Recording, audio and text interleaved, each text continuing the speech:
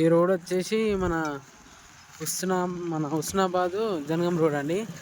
ఈ బ్రిడ్జి పోయిన సంవత్సరము అడగంటే పోయిన ఎన్నికలు రాకముందుకు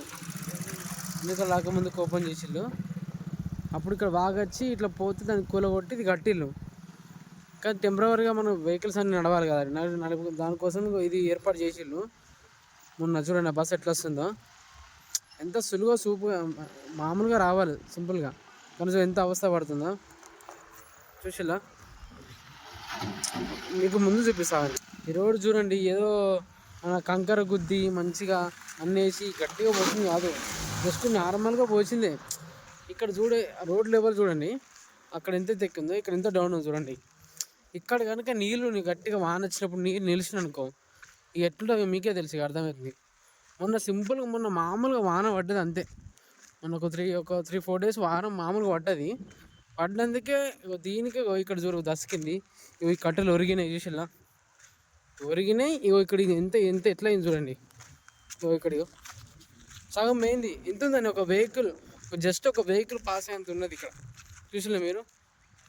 సపోజ్ ఎదురు ఇంకో వెహికల్ వచ్చినప్పుడు కొంచెం అటు జరిగినా కూడా ఇప్పుడు కొంచెం ఇటు జరిగినా ఇలా పడాల్సిందే. అంతేగా ఎక్కువ వాన వచ్చి కట్ అయిపోతుంది. ఇక ఏం ప్రభుత్వం ఏం కథనుగా మీకే తెలవాలండి. మీరు మంచి జరుగుతుందని వేసిలా, లేకపోతే ఏదో సరే నడిపిద్దామని మీరు ఓట్లు వేసినా మాకు అర్థమవుతుందిలే. కానీ మీ ఊరు మీరు బాగా చేసుకోలేకపోతే కష్టం అండి. ఇది హుస్నాబాద్ జనగాం హైవే రోడ్ అండి. ఇక దీని అవతరం ఇట్లున్నది. ఇక మరి ఈ ఊరు వాళ్ళకే తెలుసు, వీళ్ళకే తెలుసు, గంతిగా ప్రభుత్వానికే తెలవాలి. ఇక ఇది కనుక కూలిపోతే వాగుకి గట్టిగా కొట్టుకపోతే అనుకో, ఈ రాకపోకలు బంద్ అవుతాయి. ఊళ్ళోకి వెళ్ళి వచ్చినాం అనుకో చాలా ఇబ్బంది అవుతుంది. ఊళ్ళో పిల్లలు ఉంటారు, అందరూ ఉంటారు. రోడ్డు మీకు ఇట్లా పెద్ద బస్సులు వస్తా అంటే చాలా ఇబ్బంది అవుతుంది. మీరు అర్థం చేసుకోండి. ఈ బండి పాస్ కావాలంటే ఇప్పుడు ఆ టాటేస్ పాస్ కావాలంటేనే, ఈ బండి పాస్ కావాలంటేనే ఈ బండ్లో ఆగాల్సి వస్తుంది సైడ్కు. ఎంత ఇబ్బంది అయితే అర్థం చేసుకోండి.